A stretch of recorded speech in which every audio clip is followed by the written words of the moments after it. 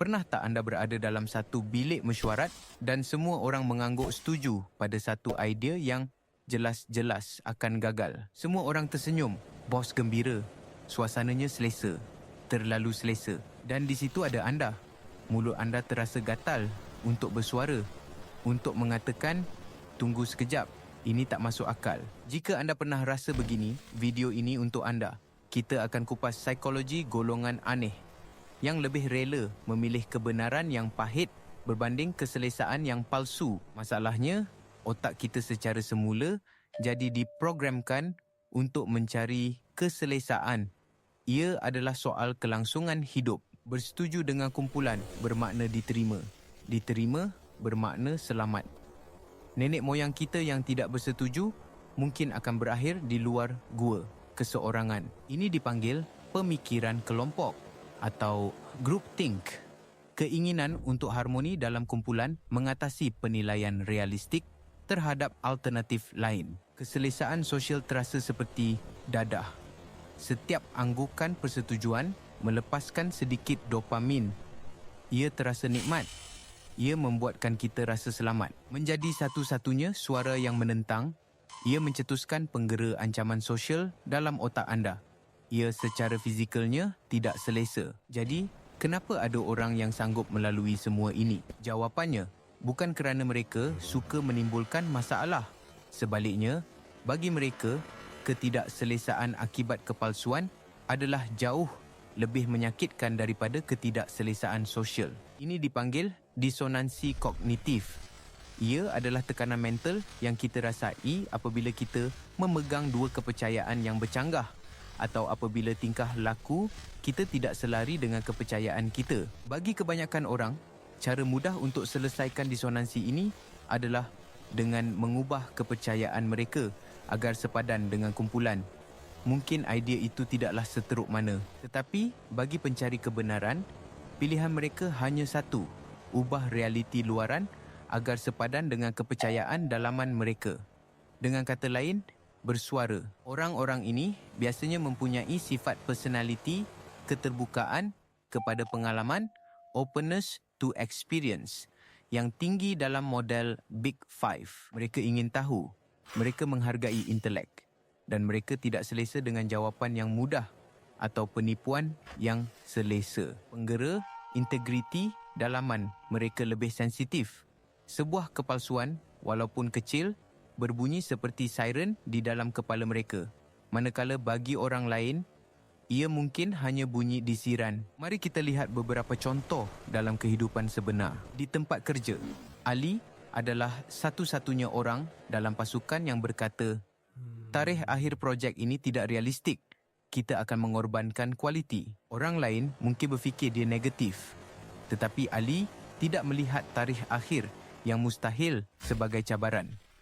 Dia melihatnya sebagai satu penipuan yang sistematik. Dia tahu bahawa mengabaikan kebenaran sekarang akan membawa kepada tekanan, kerja lebih masa dan produk yang gagal di kemudian hari. Sakitnya lebih teruk nanti. Dalam perhubungan, Sarah memberitahu kawan baiknya, "Saya tahu awak suka dia, tapi cara dia bercakap dengan awak di depan orang lain, saya tak rasa ia betul." Kawan yang lain mungkin hanya akan berkata, "Awak berdua nampak sepadan untuk menjaga hati. Itu lebih selesa, lebih mudah." Tetapi, Sarah lebih menghargai kesejahteraan jangka panjang kawannya berbanding keselesaan jangka pendek. Dia sanggup mengambil risiko persahabatan mereka demi kebenaran. Dan yang paling sukar, refleksikan diri.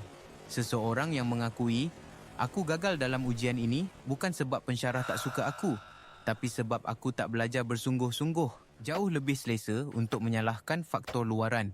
Ia melindungi ego kita, tetapi pencari kebenaran tahu bahawa pertumbuhan sebenar hanya bermula apabila anda berhenti menipu diri sendiri. Namun, menjadi pembawa berita buruk ada kosnya. Anda mungkin dilabel sebagai negatif, biadab atau bukan pemain pasukan. Anda mungkin rasa terasing apabila semua orang berkumpul dalam kejahilan yang selesa. Anda mungkin mendapati diri anda berdiri sendirian dalam kebenaran yang sejuk. Jadi, jika ia begitu sukar, Kenapa ia dianggap satu kuasa besar? Pertama, penyelesaian masalah yang lebih pantas. Dengan menolak keselesaan palsu, anda terus ke akar masalah. Tiada masa dibazirkan untuk agenda yang rosak. Kedua, hubungan yang lebih mendalam dan tulen. Kawan-kawan yang menghargai kebenaran mungkin tidak ramai, tetapi hubungan itu dibina di atas dasar kepercayaan yang kukuh, bukan sanjungan kosong. Ketiga, kesedaran diri dan pertumbuhan peribadi yang pesat. Apabila anda berhenti menyalahkan dunia, anda mendapat kuasa untuk mengubah diri anda. Dan akhir sekali, kebebasan. Anda bebas daripada beban mental untuk mengingati pembohongan, menjaga hati semua orang dan menavigasi realiti yang palsu. Baiklah, mungkin anda berfikir, saya mahu jadi lebih jujur, tetapi saya tidak mahu jadi seorang yang biadab. Ini adalah kebimbangan yang sah. Terdapat perbezaan besar antara kejujuran yang kejam dan kebenaran yang membina. Ini caranya untuk menjadi pencari kebenaran yang efektif. Langkah 1. Pilih pertempuran anda. Tidak semua kebenaran perlu diungkapkan. Tanya diri anda, adakah ia baik? Adakah ia perlu? Adakah ia membantu? Kebenaran seperti baju awak hodoh mungkin benar, tetapi ia gagal dalam ketiga-tiga ujian. Simpan tenaga anda untuk kebenaran yang lebih penting. Langkah 2. Gunakan kaedah sandwich. Mulakan dengan komen positif, sampaikan kebenaran yang sukar di tengah dan tutup dengan komen positif atau sokongan. Contohnya, saya sangat hargai usaha awak dalam laporan ini. Datanya sangat lengkap. Cuma, saya rasa kesimpulannya boleh diperkukuhkan lagi. Mungkin kita boleh fikirkan bersama. Langkah 3. Fokus pada fakta dan tingkah laku, bukan pada personaliti. Jangan serang peribadi seseorang mengatakan idea awak teruk akan membuat orang bertahan. Sebaliknya, katakan, saya bimbang pendekatan ini mungkin tidak akan berhasil kerana data X dan Y. Langkah 4. Miliki kebenaran anda. Gunakan kenyataan saya rasa atau pada pandangan saya. Ini menunjukkan ia adalah perspektif anda, bukan satu fakta mutlak. Ia mengubah perbualan daripada pertarungan menjadi satu perkongsian pandangan. Ia menjemput perbincangan, bukan perbalahan. Kesimpulannya, memilih kebenaran berbanding keselesaan bukanlah satu jalan yang mudah. Ia memerlukan keberanian. Ia memerlukan kecerdasan emosi. Dunia ini penuh dengan keselesaan palsu dan harmoni yang rapuh. Ia dibina di atas perkara yang tidak diucapkan dan kebenaran yang dielakkan. Menjadi orang yang sanggup menanggung ketidakselesaan seketika untuk membina sesuatu yang lebih kukuh, lebih tulen, itu bukan sesuatu yang negatif. Ia adalah satu tindakan kepimpinan. Ia adalah satu tindakan kepedulian yang radikal. Jadi, lain kali anda rasa gatal untuk menyatakan kebenaran yang tidak selesa, ingatlah, anda bukan cuba menyusahkan keadaan. Anda mungkin sedang cuba menyelamatkannya.